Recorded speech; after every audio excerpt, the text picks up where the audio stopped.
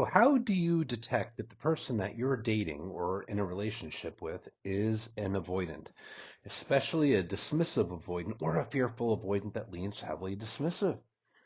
There are some telltale signs that can indicate long-term emotional unavailability with this person. Now, one of these signs by itself may not be completely indicative of that, but if you see all of these signs together, that's a really high indicator that this person is going to be emotionally unavailable to you. Meaning, as the relationship progresses, they are going to become colder, more detached, more emotionally not present in the relationship. And you will feel lonelier, lonelier, and lonelier, and more insecure and more anxious as the relationship progresses onward. So, what is the first red flag? The first red flag is hot and cold behavior, hot and cold communication. One day, they are very communicative with you. They're very warm, they're very friendly. And then the next day, you barely hear from them. And they especially tend to go cold after you've just had a good time together. After you just spent time, things felt great, it was romantic, you felt like you're getting closer to them. And then it's followed by immediate pullaways. Now, normal people do get busy throughout the day, and sometimes you have a day where you have meetings at work or things like that. But a healthier partner that is emotionally available is going to let you know, hey, I've got a bunch of meetings today. My work schedule's crazy. I'll get back with you a little later, but I just want to let you know I haven't forgotten about you. The avoidant will simply just disappear and pull back. And when you call them out on this, they're either going to give you very vague excuses, or they might be shocked or annoyed that you're actually saying something about it. Because you're, in a way, communicating a boundary like, hey, consistent communication is important to me. And due to their lack of emotional availability, they're not really considering your needs or your feelings. And when you assert those needs and feelings, it's somewhat of an obstacle to them. The core components of emotional availability are one, the ability and the willingness to form deep bonds, deep emotional connections, a deep love. Number two, the ability and the willingness to empathize with the partner, to care about their wants, their needs, their feelings, their experience, to share their emotions with them. And since the emotionally unavailable, dismissive avoidant doesn't empathize with your needs, when you assert that boundary about communication, they're not going to like it because that's your needs and they're really only focused on their own. They inherently are focused on what's in it for me. What do I get? How does this person make me feel? When you have limits, needs, expectations, boundaries, that just isn't going to work for somebody that's emotionally unavailable, and they will reveal that. But that hot and cold behavior, it can be easy to miss or to dismiss. Oh, they just had a busy day.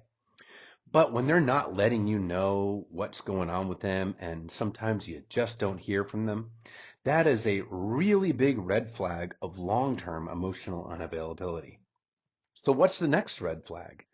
The next red flag is that they are either a workaholic or a hobbyaholic. They are constantly busy, busy, busy with their careers or hobbies. It is very common for dismissive avoidance especially, but also fearful avoidance that lean heavily dismissive, to immerse themselves in their careers and be actually very highly successful. This is a person that grew up with consistent childhood emotional neglect. Their emotional needs were not met, but in addition to those needs not being met, their feelings were also routinely dismissed, and their parents or caretakers often put very high expectations of success on them. So they learned that they're only worth something if they are successful, and they often put their self-worth and tie it into career success. Plus, working all the time or doing their hobbies all the time. It is a distraction. Dismissive avoidants are people that don't process emotions. They suppress them. They suppress their feelings. They don't reflect on them. They squash them, suppress them, push them away, and distract themselves so they don't have to face their emotions. And working all the time helps them create emotional distance between themselves and their partner. Emotional closeness, emotional intimacy does not feel safe to an avoidant. Emotional distance feels safe. And that's because they personalized that childhood emotional neglect. They developed a wound of shame because they personalized it, growing up to feel defective, unlovable, worthless, like there's something inherently wrong with them. And that's why closeness feels unsafe, because their fear, which largely lies in the subconscious, but sometimes they are, in fact, consciously aware of it. Their fear is if I lower my walls and I let my partner into my heart, my partner is going to figure me out. I will be exposed, and they will realize that I'm not good enough, that I'm worthless, that I'm not lovable. And they're going to reject me. I'm going to get abandoned. I'm going to get crushed.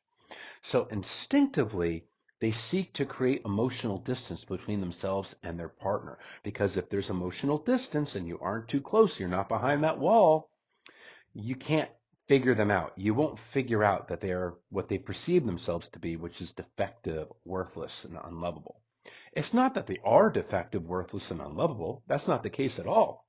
It's just what they believe themselves to be because of that core wound of shame. And shame is a very toxic emotion. It's an emotion with no resolution. What resolution is there to I am wrong, I am defective, I'm not lovable? There's not.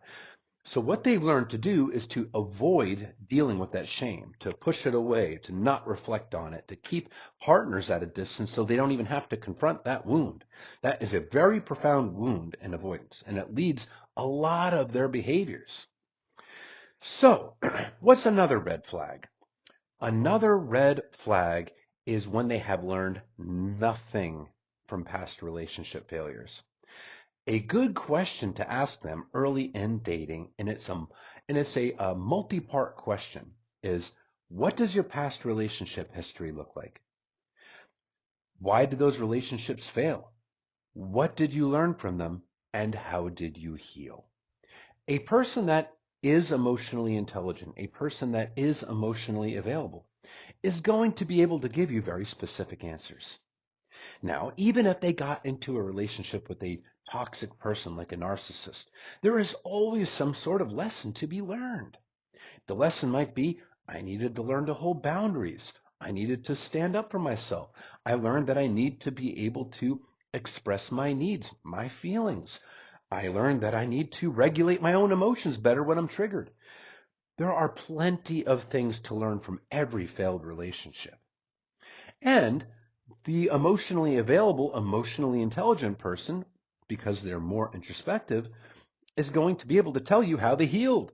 Maybe they went to therapy. Maybe they did coaching. Maybe they read books. Maybe they did research. Maybe they, you know, had some sort of a religious therapy. But there's so many different things it could be, but they're going to have an answer for you.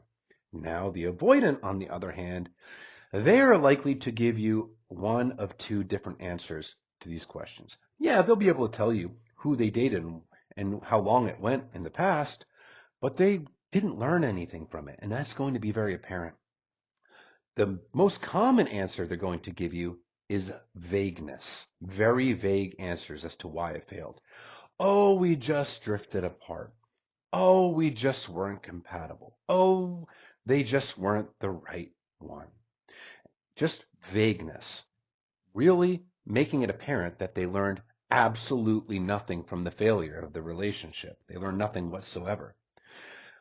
As far as how they healed, you'll get the same vague answer. Oh, you just move on. Oh, I just did, or oh, I don't know, time heals all wounds. Very vague answers again. Now, there's another way this could go. All my exes are crazy. This person was toxic. It was all their fault. That person was toxic. It was all their fault. This person was terrible. That person was terrible. The all my exes are crazy answer. But still notice one common thing between the two answers? They learned nothing. They took no personal responsibility, no accountability. They did not self-reflect. Zero self-reflection as to how they showed up in the relationship and how they could show up differently in the future to avoid relationship failures in the future. Zero self-reflection. Suppressed it, distracted themselves, and shifted accountability completely over to the other person. So they'll give you No coherent, clear answers that indicate that there's any kind of self-reflection going on whatsoever. Self-reflection is very difficult for a dismissive avoidant. Very, very difficult. And that's because of that core wound of shame. See, in order for a person to grow and to be able to progress in any aspect of their lives, one must self-reflect and take accountability. A healthy person says, okay, I did this wrong or I made this mistake. So how can I learn from it? This is how I can do better. And that's how we grow as a person, by recognizing, acknowledging, taking accountability for our shortcomings and our mistakes, and learning how to do better. But in the mind of the dismissive avoidant, acknowledging a mistake, acknowledging wrongdoing, taking accountability, in their mind, it's confirmation of their own perceived internal defectiveness, their own shame. See, instead of saying, okay, I did this wrong, this is how I can do better, in their mind, it's, I did this wrong because I'm defective. It's proof I'm worthless. It's proof that I'm broken. It's proof I'm no good. It's proof I'm not lovable. It's too painful because they grew up in environments where if they weren't perfect, they were worthless, and they still carry this through to being an adult. If they are anything shy of perfect, they are defective and unlovable. It confirms their shame. It's too painful. So their subconscious mind, which is their unconscious mind, it instinctively projects the responsibility of their behaviors, their fears, onto external things. So for example, in a relationship, their behaviors, their unhealthy role in it becomes their partner's fault. Because if they can make it their partner's fault in their own mind, they get to escape accountability and they get to avoid poking at that core wound of shame. They get to avoid the shame altogether, which, by the way, is another red flag of dismissive avoidant attachment, as well as fearful avoidant attachment when it leans heavily dismissive. This is a person that struggles with accountability. You notice that they just have a hard time saying sorry, and they have a hard time taking ownership of any of their behaviors. And matter of fact, they tend to project the responsibility of their behaviors onto other things, especially their partner. So, what is one more red flag? Hyperindependence. This is a person that doesn't like to rely on anybody. They are fiercely independent, and in some way, shape, or form, they make a big stink about how independent they are. That is a major red flag of dismissive avoidant attachment. And again, this is a person that received consistent childhood emotional neglect. They often had that parent or parents that were very controlling of them with those high expectations that we talked about, but not in a nurturing way. So what they grew up to learn is that getting too close to anybody means losing your independence, losing your autonomy, essentially losing your independence to a person that's ultimately going to reject you and abandon you when they figure out that you're too worthless for them. They also learned that the only person that they could rely on for anything was themselves. So getting involved and relying emotionally on somebody else is terrifying to them. So they have this sense of hyper independence. They don't like to ask for help. They don't like to be emotionally dependent on others. And when you assert any kind of your needs or boundaries or limits or expectations, they take it as smothering, controlling. You're trying to infringe on their independence. Some dismissive avoidants are so hyper independent that they will even go so far as to put how fiercely independent, how free spirited they are on their online dating profile. And they'll boast about this like it's a good thing. And this can be an easy thing to miss. Hyper independence is a red flag that can easily be mistaken for a green flag. For a green flag. And that's because being an independent person sounds like a good thing, right? It sounds like it's wonderful. Oh, of course, who wouldn't want an independent person? But a secure, healthy person, of course, is an independent person. Of course, they're able to take care of themselves. Of course, they're able to pay their own bills. But the secure person doesn't feel the need to boast about it or make a big stink about it because it should be a given that they are an independent, functioning, autonomous adult. It is the insecure avoidant that fears losing their independence that feels the need to assert how independent they are. So when somebody makes a big stink about how independent they are, that is a major avoidant red flag. Now, any of these ones that we talked about in of itself, just if it's the only red flag, that's not necessarily proof that this person is emotionally unavailable in the long term.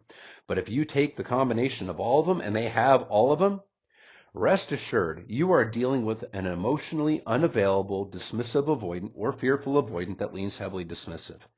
And if you have not invested too much into this person, the best thing you can do is run for the hills, because this person is very likely to break your heart and not really be there for you emotionally, give you anxiety, and create a very painful relationship experience.